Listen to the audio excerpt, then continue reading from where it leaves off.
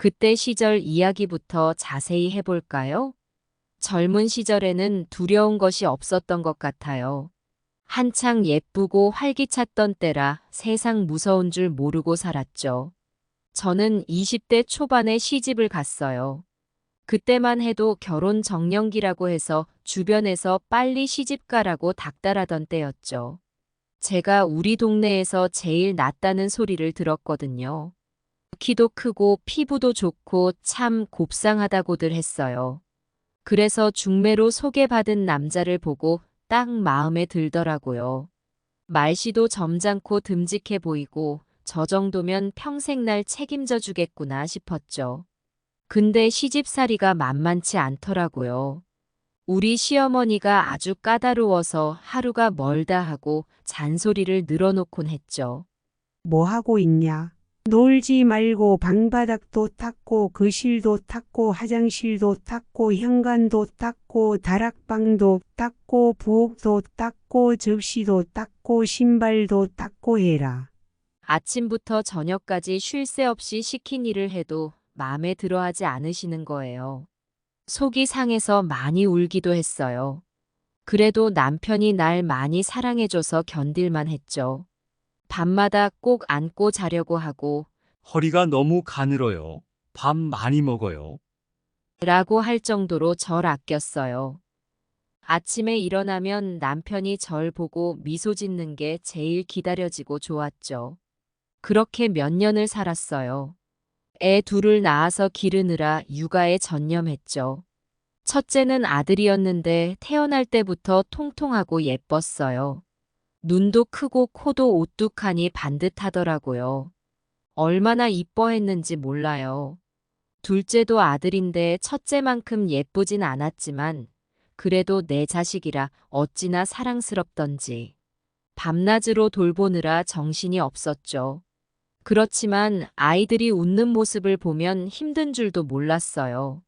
남편도 좋은 직장에 다니면서 가족들 책임감 있게 돌봐줬죠. 휴일에는 꼭 아이들 데리고 공원에 나들이 가고 그랬어요. 전 그게 너무 행복했어요. 세상에 부러울 게 없었죠. 그렇게 10년 정도를 살았을까요? 그런데 어느 날 남편에게 이상한 낌새가 보이는 거예요. 퇴근이 늦어지고 전화를 안 받고 외박이 잦아졌어요. 처음엔 직장일이 바쁜가 보다 했는데 점점 이상한 느낌이 들더라고요. 어느 날은 남편에게 편지가 왔어요. 여자한테서 온 건데 보고 싶다, 사랑한다, 이런 내용이었어요. 그걸 보는 순간 머리에 피가 거꾸로 솟는 것 같았죠. 이게 뭐지? 내 남편이 바람을 피운다는 건가? 그런 생각이 들면서 다리에 힘이 풀리고 어지럽더라고요. 그래서 남편 퇴근하자마자 따져 물었죠. 당신 나한테 바람 피운 거 맞죠? 그 여자 누구예요? 사실대로 말해봐요. 남편이 처음엔 모른 척 하다가 결국 시인을 하더라고요. 세상에 10년을 같이 살면서 죽고 못 사는 사이라고 생각했는데. 이게 뭐예요? 어떻게 당신이 나한테 이럴 수가 있어요? 나는 당신만 바라보고 살았는데, 나는 당신 위해서 이 고된 시집살이도 다 견뎠는데, 말을 하면서 눈물이 왈칵왈칵 쏟아지는 거예요. 이게 다 꿈이었으면 좋겠다. 이런 악몽에서 빨리 깨고 싶다 그런 생각뿐이었어요. 근데 남편이 무슨 소리를 하는 줄 아세요? 난 이제 널 사랑하지 않아. 그 여자랑 진지하게 살고 싶다. 이혼하자. 아이들과 집은 내가 다 가질 거니까 너는 나가. 나가서 방바닥이나 닦아. 라고 하는 거예요. 말도 안 돼. 누가 당신 여자예요? 내가 당신 법적 아내예요. 애들 엄마라고요. 근데 당신이 날 이렇게 내쫓을 수 있어요? 이혼은 절대 안 돼요. 라고 버텼죠. 하지만 남편은 결국 집을 나가버렸어요. 아이들도 내팽개치고 그 여자랑 살겠다고. 저는 그때 정말 하늘이 무너지는 것 같았어요. 나 홀로 두 아이들을 키우면서 어떻게 살아야 할지 너무 막막했죠. 하루하루가 지옥 같은 나날이었어요. 밥은 먹어야 하는데 울음부터 터지고 아이들은 아빠 보고 싶다고 졸라대고. 근데 내가 뭐라고 설명을 해요? 당신 아빠가 우리 버리고 갔다고 말해야 하나요? 차마 입이 떨어지지 않더라고요. 그래서 애들한텐 아빠가 멀리 출장을 간 거라고 둘러댔어요. 아빠가 돌아오지 않는 이유에 대해선 아무런 말도 할 수가 없었죠. 혼자 주저앉아 밤새 울기 일쑤였어요. 이렇게 살다가 난 미쳐버리는 게 아닌가 싶을 정도였죠. 근데 이대로 주저앉을 순 없더라고요. 제 딸린 애들이 눈에 밟혀요. 내가 무너지면 애들은 어떻게 되나. 그런 생각에 이를 악물고 일어났죠. 그때부터 전 그냥 로봇처럼 살았던 것 같아요. 정신없이 일만 했죠. 도시락 장사도 해보고 청소부로도 뛰어보고 공장에서 일용직도 뛰었어요. 밤낮으로 몸 혹사시키면서 돈을 벌었죠. 애들 학비며 먹고 살 끼니며 겨우겨우 마련했어요. 어찌나 힘들던지 지금 생각해도 죽을 맛이었어요. 근데 애들이 커가는 게 위안이 됐어요. 첫째는 중학교, 고등학교 내내 반에서 1등을 했어요. 공부도 잘하고 운동도 잘해서 장학금도 받고 그랬죠. 둘째도 뒤처지지 않으려고 열심히 노력하더라고요. 저는 그렇게 고생하며 30년을 살았어요. 애들도 대학 보내고 장가도 보냈죠. 조금씩 여유도 생기고 노후도 좀 준비할 수 있게 되더라고요. 그러다 땅 투기 붐이 일어서 제가 어렵게 모은 돈으로 논을 샀어요. 근데 어느 날 그 논에 고속도로가 지나간다는 소식을 듣고 너무 놀랐어요. 하루가 멀다 하고 땅값이 오르는 거예요. 한 달 만에 산값의 10배가 된 것 같아요. 나중에는 50배가 더 올랐어요. 평생 고생만 하다 마지막에 대박이 터진 거죠. 그때 진짜 하늘한테 감사 또 감사했어요.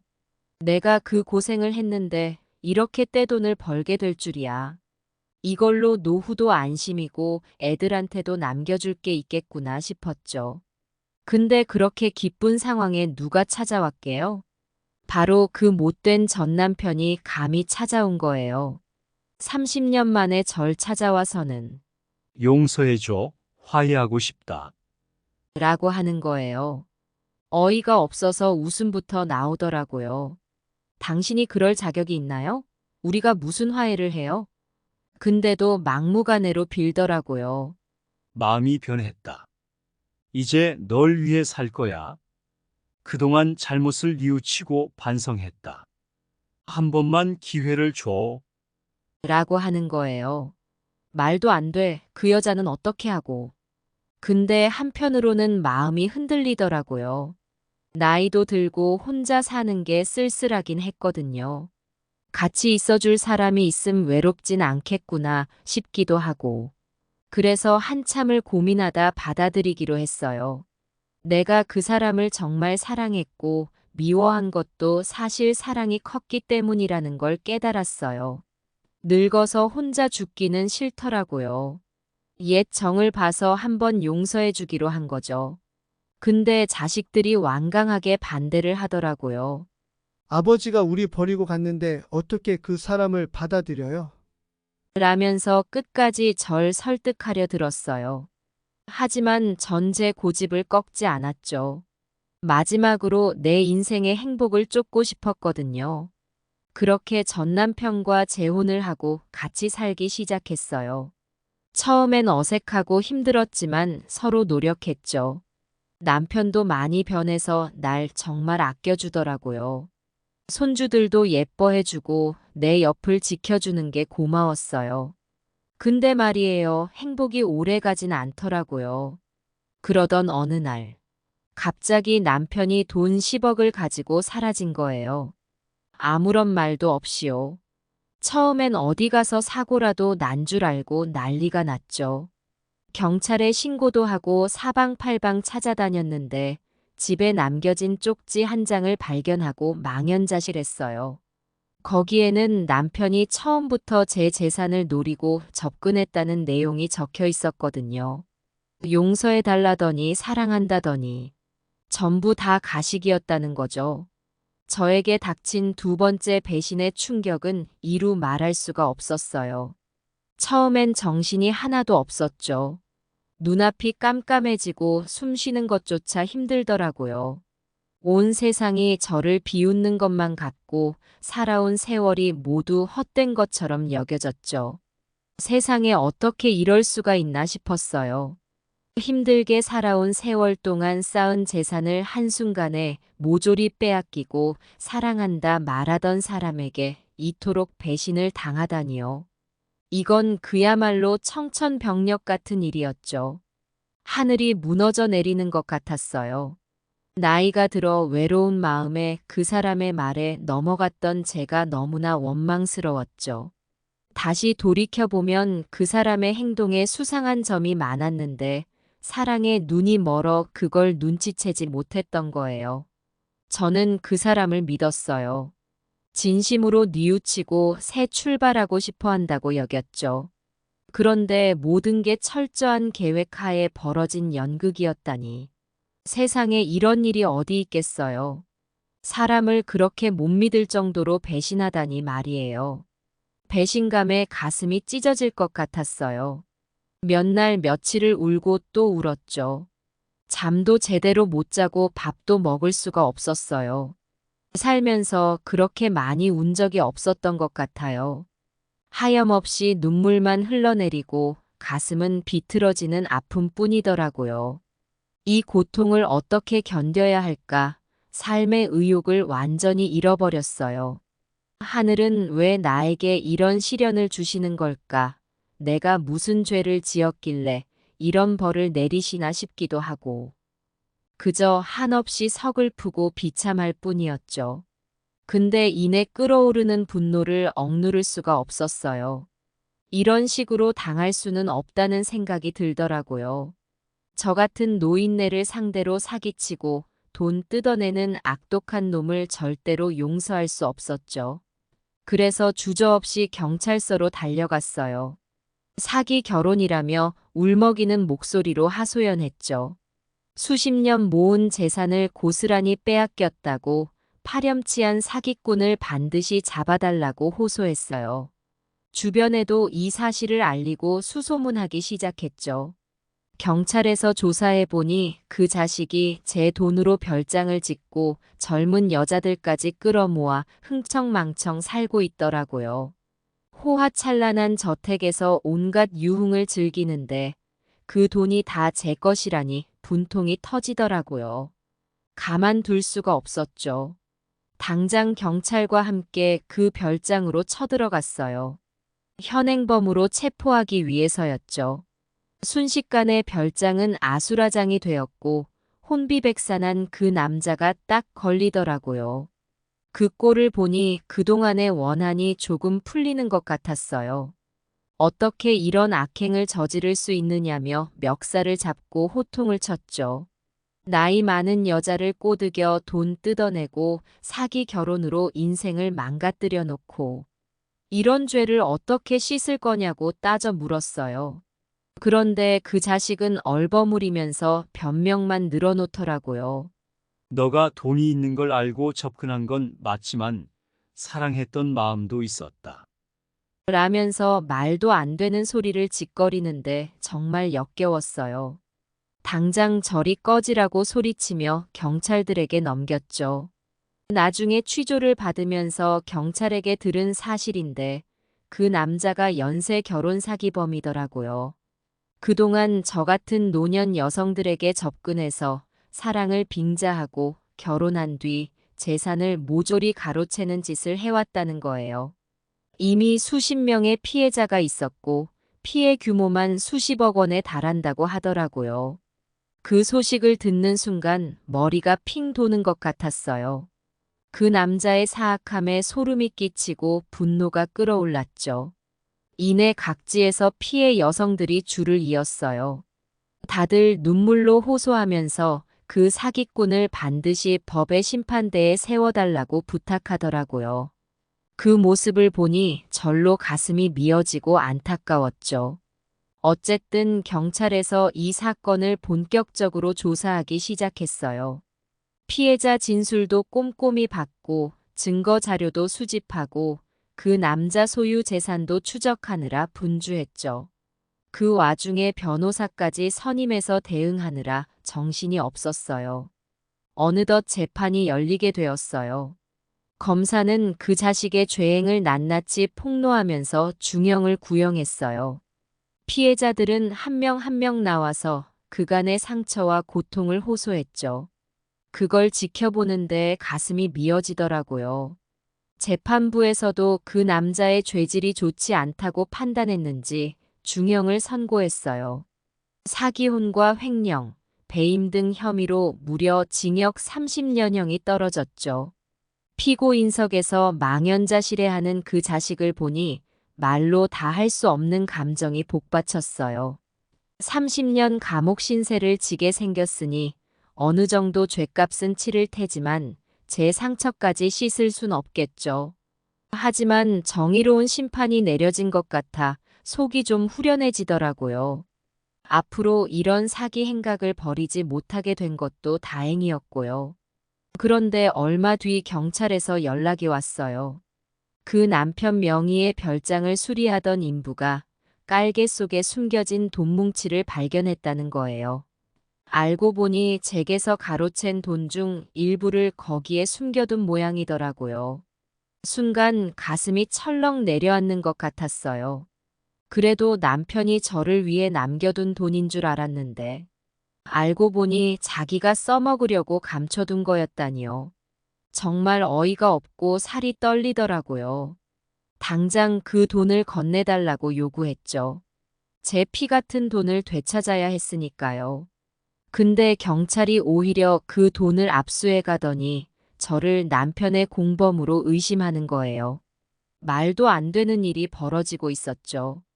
갑자기 제가 피의자로 몰리게 된 거예요. 조사실에 불려가서 밤낮으로 취조를 받았어요.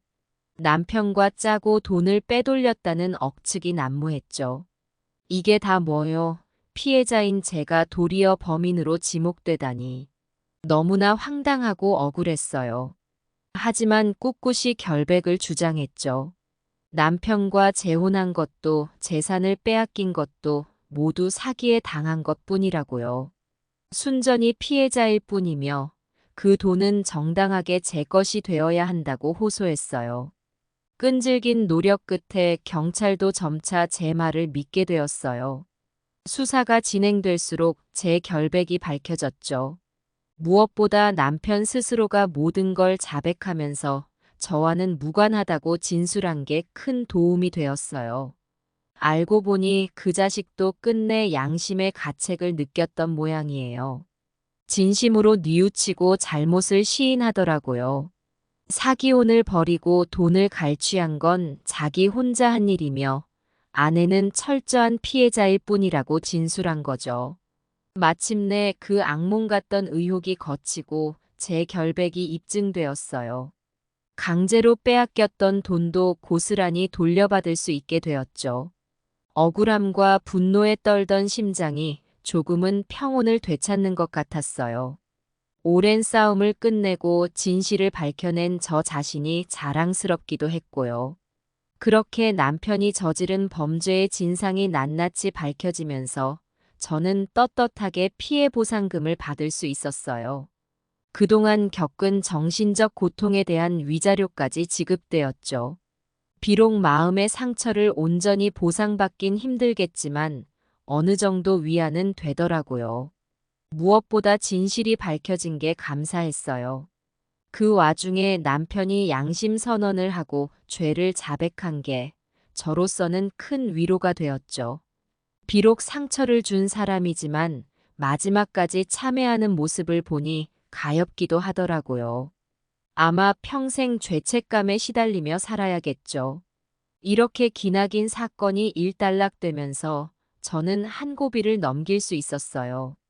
가슴 한 구석이 무너져 내리는 아픔을 겪으며 살 것 같았는데 어느덧 봄 기운이 느껴지더라고요. 앞으로 어떤 날들이 펼쳐질지 두렵기도 하지만 희망을 놓지 않으려 해요. 그나저나 감옥에 처박힌 남편은 30년 동안이나 철창 신세를 져야 하겠죠. 어찌 보면 우습기도 해요. 그렇게 사기치고 떵떵거리더니 말이에요. 하지만 그 덕분에 제가 커다란 위기에서 벗어날 수 있었으니 그 점은 감사하게 생각해요.